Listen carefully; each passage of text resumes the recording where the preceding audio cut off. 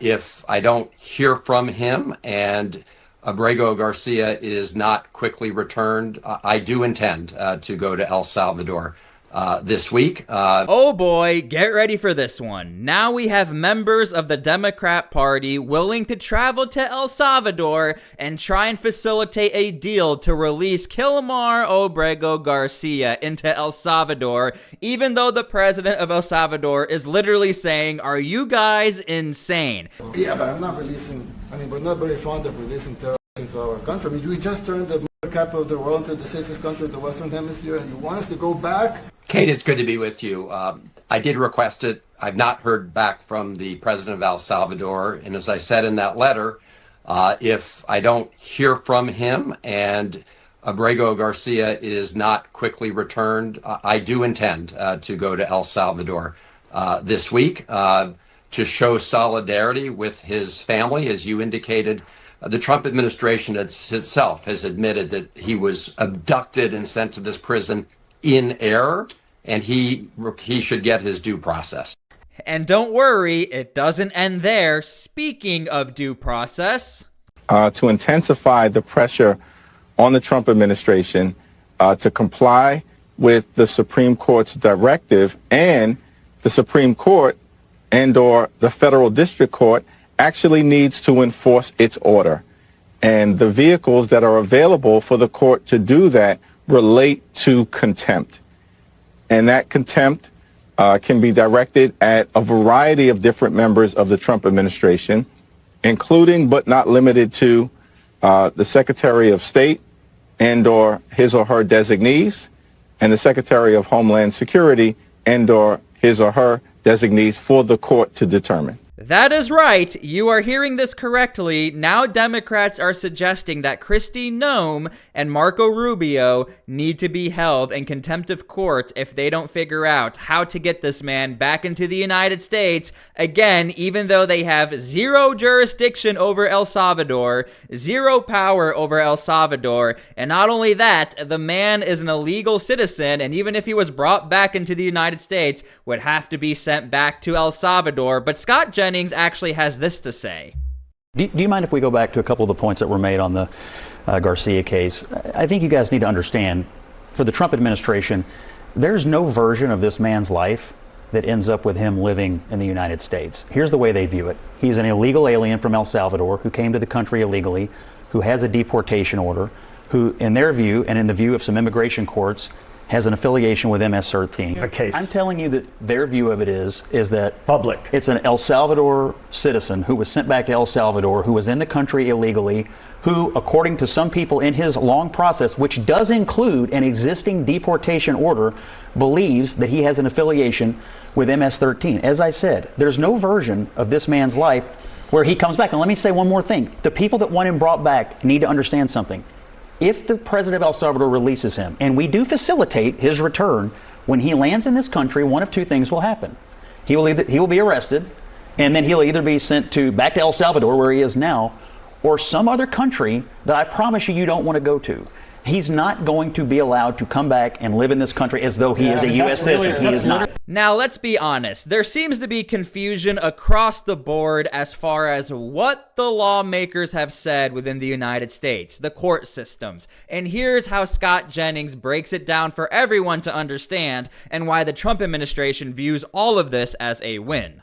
Two issues. On the Secretary of State making a comment, the reason the administration believes they got a big win at the Supreme Court is because the district court was trying to compel the executive on foreign affairs. The Supreme Court threw that out. That's not what the Supreme Court has ruled. And what Marco Rubio is saying is true. The courts have long recognized that they cannot compel the executive on foreign policy matters. That's number one. Jesse, when you're listening to all these liberal reporters, they keep calling him a Maryland man. He's not a Maryland man. He's part of a foreign terrorist organization. He's a member of MS-13, who, as you laid out in your monologue, came to this country and committed just gang acts. He was caught and he was two judges, an immigration judge and an appellate judge, ruled that he was an MS-13 member as well as ICE's testimony. Yet his attorneys are saying he's not affiliated with the gang. They're wrong, and he has no right to be there. But for an extra step in paperwork, just like you said, he would go right back to El Salvador, which is his home country, where he belongs. And President Bukele does not want to give him back to the United States, nor do we want him back. All right, so this quote definitely sticks out, and this really seems to be the premise or the narrative that Democrats are trying to push as far as sending Democrats over to El Salvador. We must all stand as a united front against the kidnapping and illegal detention of Kilomar Obrego Garcia in El Salvador.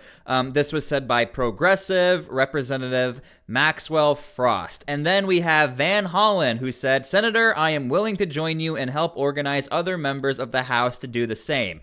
Again, your taxpayer money goes to these representatives to help Americans with our needs, with our state needs, with our local needs. Nope, the needs of El Salvador is more important.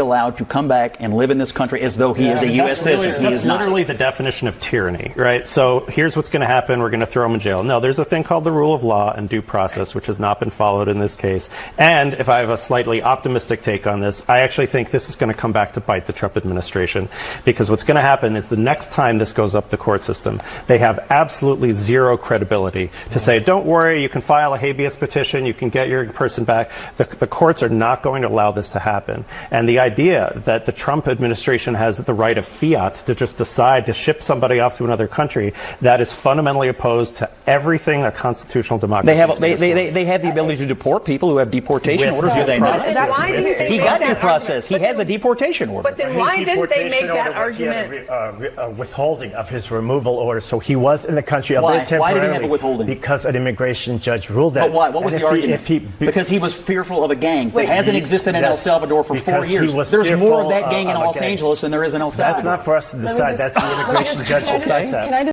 So as you can see, there is an ultimate dilemma for Democrats right now. Even if you grant the man was not an MS-13 member, never did anything illegal as far as gang related, he is still an illegal citizen, and the Trump administration has the legal authority to deport anyone they want if they are an illegal citizen, and we are seeing it in every single state across the board. But as you can see, simple objections towards Democrat talking points from Scott Jennings lead to, well, it's not up to us to decide. Is it or is it not? I'll let you guys decide down in the comments. Ignoring a U.S. Supreme Court ruling, or is the fact that the ruling was so mushy, in your words, giving him an opening? It's a technical term I learned in law school, Jake. Mushy, look, they're working within the ambiguity that the Supreme Court justices gave them. They did not order the administration to return him to the United States.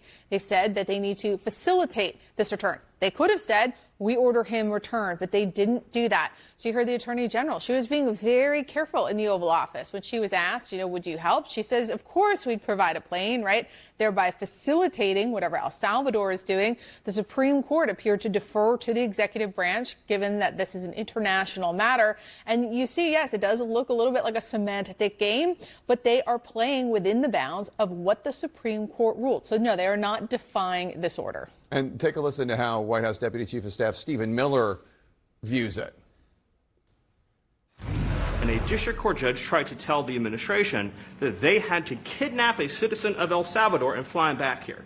That issue was raised with the Supreme Court, and the Supreme Court said the district court order was unlawful, and its main components were reversed 9-0 unanimously, stating clearly that neither Secretary of State nor the President could be compelled by anybody to forcibly retrieve a citizen of El Salvador.